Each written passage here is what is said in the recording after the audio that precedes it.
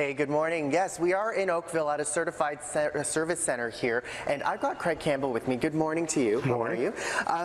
Tell us a little bit about where we are this morning. Yeah, we're at a Chevrolet Buick GMC Cadillac dealership, certified service. Probably the busiest time of year right now because everyone's coming in and getting their winter tires on and making sure the vehicles are nice and safe for the winter time. And that's exactly it, right? Winter is just around the corner, and it's a great time to talk about winter safety tips, right? And things that we should do to our cars before we take them out onto the roads. It's officially cold Sunday, so that's it. It's right? over. Yeah. Right? Okay, so let's talk a little bit about windshield and visibility, because that's something a lot of people don't think about. This is a normal windshield wiper here that people have, and this is something that people often don't think about replacing or for the winter, right? Yeah, now's the time to look at replacing your wipers, because if you look at, especially if you have the conventional blade, you can see all the structure in there. That's where all the ice builds up. You've all done it before. That's where you have to kind of reach out and kind of slap them, and they're not that good in the wintertime. Right? So the next generation up from that will be what we call beam blade, and you can see it's already got the flex to it, but the most important part is there's no extra structure in there, which means nowhere for the ice and all that stuff to build up, and they're going to work a little bit better. But the important part, though, is when it gets cold out, even these ones, that rubber starts to firm up, and it's just because it's winter time.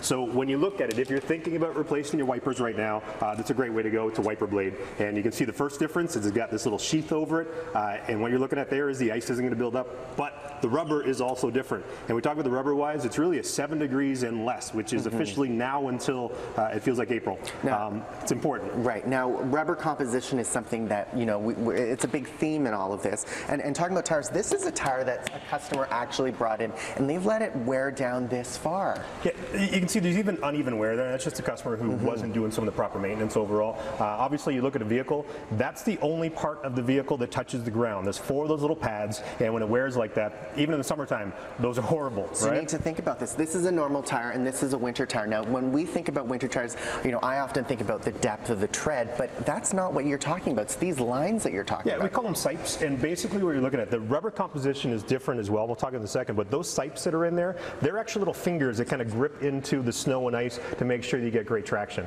But it's a rubber as well, because those are all-season tires, and frankly, in Canada, those are not all seasons, those are 3 seasons, because it is at 7 degrees again. As soon as you go lower than 7 degrees, those tires firm up, and these ones stay soft and flexible, and they give you that extra traction that you're looking for. Even a 4-wheel drive vehicle that has all seasons, they're great at the get up and go. The problem is, as soon as you go hit the brakes, that's when they start sliding in the ditch, and obviously not somewhere you want to be. Yeah, and really lastly, I want to talk about a winter kit. Some of the things that you should have in your car, a blanket, making sure that you're visible as well. Yeah, most important stuff. I mean, think about it. People said we get a candle in there to stay warm and a blanket. Most important is getting out. So you could have things like cat litter, but for me, it's something like a glow stick or a flare of some kind, because if you slip into the ditch, especially if it gets dark at 4 o'clock, no one's going to know you're there, and sometimes they pass by and like, uh-oh, but if you had a flare or a glow stick, they know you're there, and that's the most important thing. Make sure you can be seen. Coming up, we're going to be talking about things you can do to your car to stay and get ready for the winter. Maintenance tips coming up. You're watching Breakfast Television.